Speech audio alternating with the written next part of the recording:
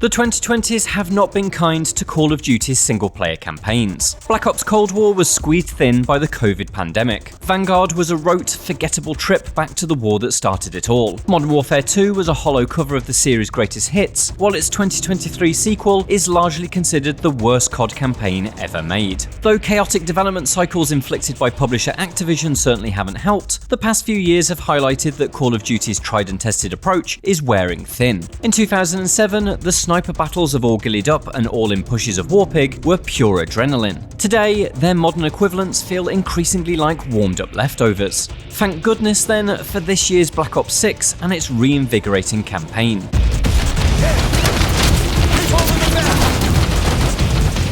Every one of its missions points to an interesting future for Call of Duty single-player. Be that its opportunity-based, intelligence-gathering gala that copies Hitman's homework, the Metal Gear Solid 5-like open-world level dotted with mini-objectives, or the perspective-hopping casino heist that's painted in shades of GTA 5. But if Call of Duty is to pin its single-player destiny on any one of Black Ops 6's ideas, I'd like to make the case for its most left-field choice: its delightfully messed-up homage to Resident Evil.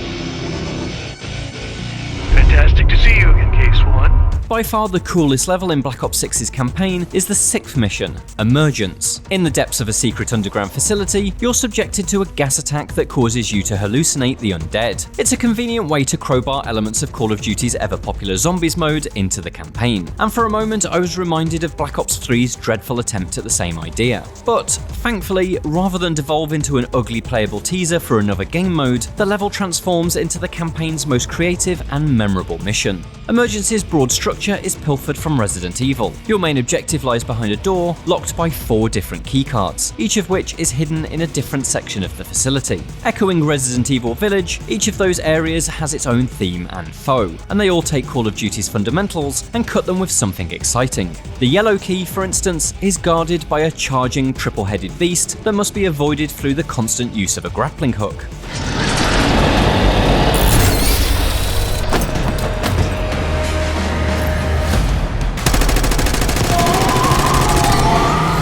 The boss arena is littered with anchor points to zip to, some of which move up and down based on your weight in order to provide a small level of platforming challenge. If this all sounds a little Doom Eternal, then you should see the gory takedowns you can perform by using the hook to reel in your undead enemies.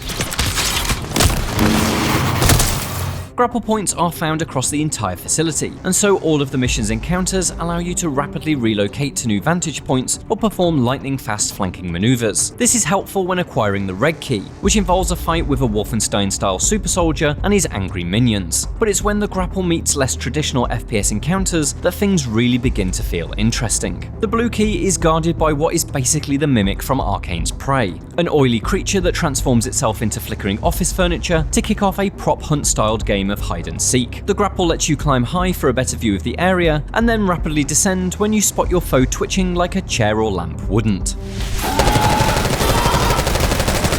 Where Emergence really pushes the boundaries of Call of Duty though, is in an encounter with a gang of mannequins pretending to be Doctor Who's Weeping Angels. If you're unfamiliar with the Time Lord's most terrifying enemy, Weeping Angels can only move when you're not looking at them. In Black Ops 6, that means spinning around to discover that the horde of dummies you last saw over in the break room are now inches away from snapping your neck. They force a significant shift in encounter design, abandoning traditional run-and-gun tactics in favour of a delightfully creepy puzzle in which you try to keep every enemy frozen in place through diligent use of the camera. Developer Raven Software has really hit on something with Emergence. Freed from the shackles of believability and military authenticity, its design is able to incorporate vastly different ideas from the rest of the campaign and the series at large.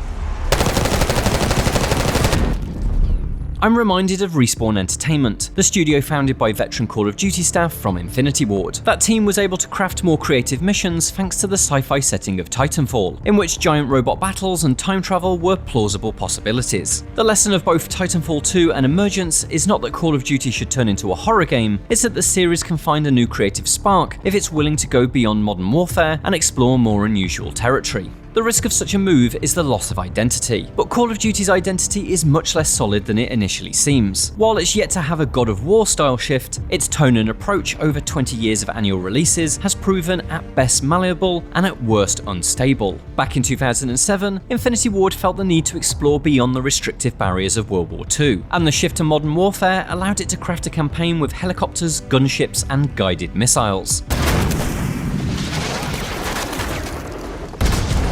By the mid-2010s, the relentless year-after-year cycle demanded some kind of innovation, but studios Sledgehammer and Treyarch only slightly rocked the boat with near-future settings for Advanced Warfare and Black Ops 2 and 3. The result was pretty much Modern Warfare with more digital guff on the screen, which was just as revolutionary as it sounds. By 2017, Infinity Ward was ready to take a proper swing at a whole new frontier. Space!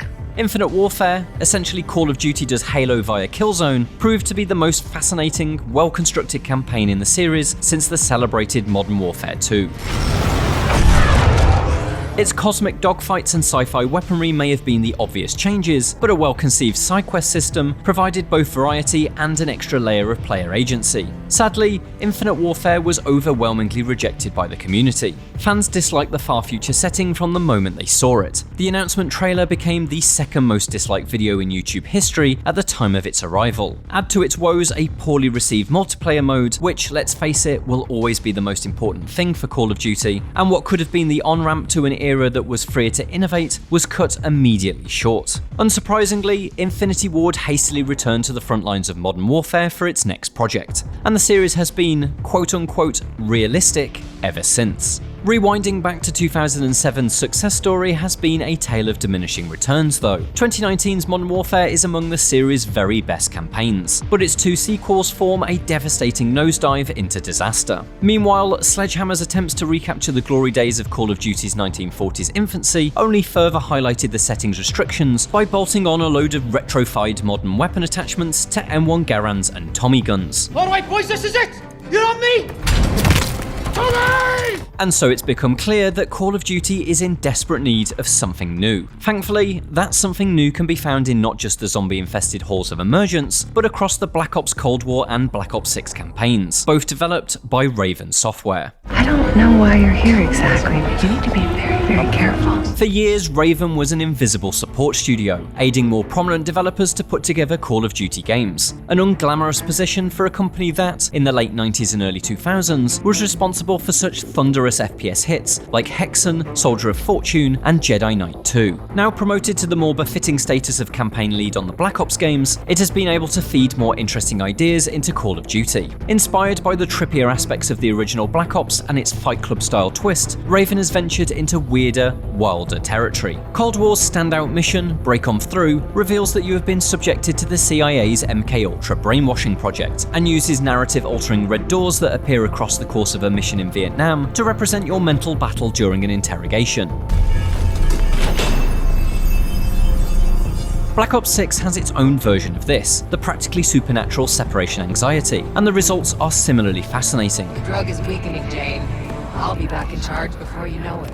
The mission is spliced with the much more traditionally explosive Checkmate, bouncing back and forth between eerie horror and snappy gunplay. It's a similar blend to what we see in the Emergence mission, and it really does feel like a glimpse at a more engaging future for Call of Duty campaigns. These boundary-pushing missions remind me of a game from Raven's past, 2010's Singularity. Much like Black Ops, it's a military shooter set during the Cold War, but alongside your assault rifles and pistols, you have access to a time manipulation device that can rapidly age enemies to dust. While researching for this script, I came across a video from Obo Shoes Games that describes Singularity as an oddly captivating mix of Half-Life and COD, and that blend is exactly what I want to see more of. I want to see Activision make Call of Duty campaigns that hold on to the series' gritty military fiction core, but move away from its typically unsavory use of real-world conflicts and utilize sci-fi, conspiracy, or pulpy supernatural ideas to open up new mechanical, systemic, and level design horizons. Whatever ship you've been on, I'm glad I wasn't invited. The absurdity of the CIA's MKUltra project is a fascinating starting point. How about a 1950s set paranoid thriller that deals with the extraterrestrial implications of the Roswell incident? Or perhaps a covert team hunting global blood traffickers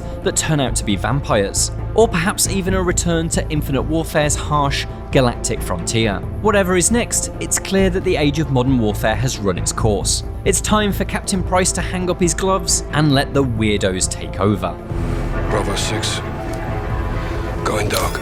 For more from Call of Duty, check out our Black Ops 6 campaign review and our big interview with one of the series' original creators about how Call of Duty changed shooters forever. And for everything else, stick with IGN.